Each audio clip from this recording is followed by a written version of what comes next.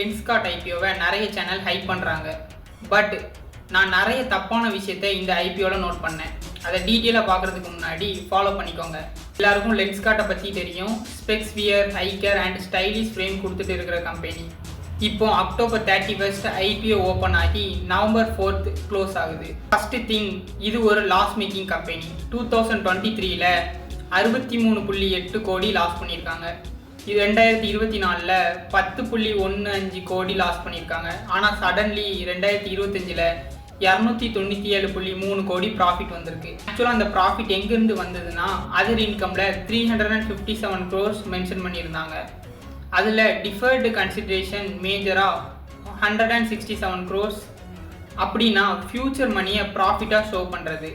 அது மட்டும் இல்லை, ஜூலை 2025ல் ப்ரமோட்டர் ஷேர்ஸை 52 rupeesக்கு வாங்கியிருக்காங்க.